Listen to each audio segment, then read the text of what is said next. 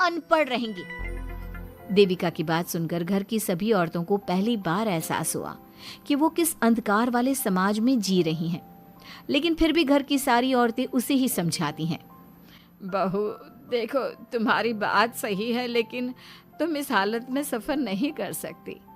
हाँ बहू, तुम यहीं रहो, अपना और अपने बच्चे का ख्याल रखो। देखो ना देविका भाभी, हमें बिल्कुल भी पढ़ना लिखना नहीं आता, अपना नाम भी नहीं लिख पाते, तो आप मुझे थोड़ा पढ़ा दीजिए ना। देविका, तुम्हारी बातें सुनकर पहली बार हमें एहसास हुआ है कि कैसे माहौल में हम जी रहे हैं। तुमने हमारे अंदर उम्मीद की नई रोशनी पैदा की है। यहाँ से मत जाओ तुम। देविका ने घर की औरतों की बात सुनी तो उसका दिल पसीज गया। उसने गांव में ही रहने का फैसला लिया। वो अपने घर की औरतों को रोज पढ़ाती, उन्हें अपने अधिकारों के बारे में, देश के बारे में बताती। इसी तरह कई दिन बीत गए और एक दिन सुजाता ने सचिन से कहा, सचिन, देविका की तबीयत ठीक नहीं, तुम जल्दी जाकर दाई अम्मा को बुला लाओ ना। भाभी, दाई अम्मा क्या कर लेंगी? आप किसी डॉक्टर को बुला लो, मेरी तबीयत ठीक नहीं है। देविका, गांव के लोग डॉक्टर पर भरोसा नहीं करते। दाई अम्मा बरसों से ये काम कर रही है, वो तुम्हें ठीक कर देगी। सचिन, तुम्हारे घर वाले अनपढ़ हैं, तुम तो पढ़े लिखे हो ना, देख नहीं रहे मेरी हालत क्या हो रही है। तभी तो बोल रहा हूँ, समय बर्बाद मत करो, मैं अभी आता हूँ। सचिन दाई अम्मा को बुलाकर ले आता है। दाई अम्मा घरेलू नुस्खों से देविका का इलाज तो कर देती है। कुछ समय के लिए उसकी हालत भी स्थिर हो जाती है, लेकिन वो पूरी तरह से ठीक नहीं होती। फिर देविका सचिन से कहती है, सचिन, मुझे समझ में नहीं आ रहा, तुम मुझे डॉक्टर के पास क्यों नहीं ले जा रहे? मैं माँ बनने वाली हूँ और मुझे ये भी नहीं पता कि मेरा हेमोग्लोबिन कितना है। दाई अम्मा कर रही है ना तुम्हारा इलाज, लेकिन दाई अम्मा को कुछ समझ में ही नहीं आ रहा कि मेरे साथ क्या हो रहा है। अगर देखो तुम मुझे नहीं लेकर गए ना, तो मैं खुद ही चली जाऊंगी। अगले दिन देविका की तबीयत दोबारा बिगड़ जाती है और दाई अम्मा के किसी भी नुस्खे से वो ठीक नहीं हो रही थी। देविका ने सारी हिम्मत जुटाई और वो अकेली ही डॉक्टर के पास जाने लगी। उसे देखकर मोहन कहता है, बहू, इस हालत में कहाँ जा रही हो? आप लोगों के भरोसे रही ना, तो आप लोग मुझे मार ही डालोगे। डॉक्टर के पास जा रही हूँ मैं। बहू, तेरा दिमाग तो ठिकाने पर है।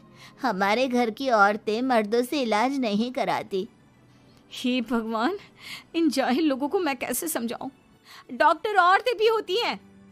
बहू, तो हमें पागल मत बना, हमने तो कभी कोई महिला डॉक्टर नहीं देखी। तू झूठ बोलकर निकलना चाहती है ना? इस गांव की सरहद से आप लोग कभी बाहर नहीं गए ना, इसलिए आप लोगों को नहीं पता कि महिलाएं डॉक्टर के अलावा क्या क्या है। ए लड़की, तुझसे तमीज से बात कर रहे हैं तो तू ज्यादा हवा में मत उड़। बोला ना एक बार, चल अंदर जा। चाचा जी, मैं अंदर नहीं जाऊंगी, डॉक्टर के पास जाऊंगी। मेरा इलाज सिर्फ डॉक्टर ही कर सकता है।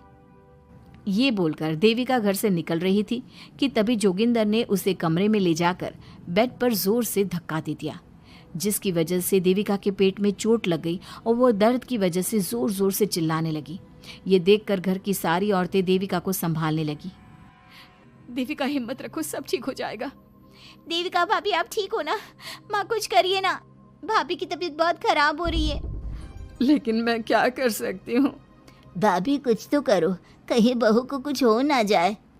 उधर जोगिंदर मेन गेट पर बड़ा सा ताला लगा देता है और कहता है, आज के बाद इस घर से कोई भी औरत बाहर नहीं निकलेगी।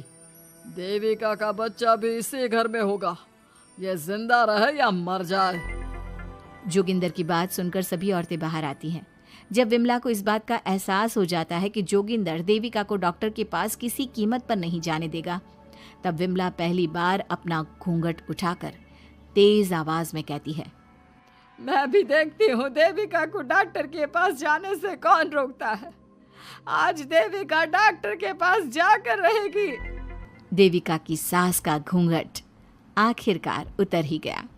घर के आदमियों ने पहली बार विमला का ये रूप देखा था और उसकी तेज आवाज पहली बार सुनी थी। क्या विमला अपनी बहू की जान बचा पाएगी या जोगिंदर अपनी पत्नी की आवाज भी दबा देगा?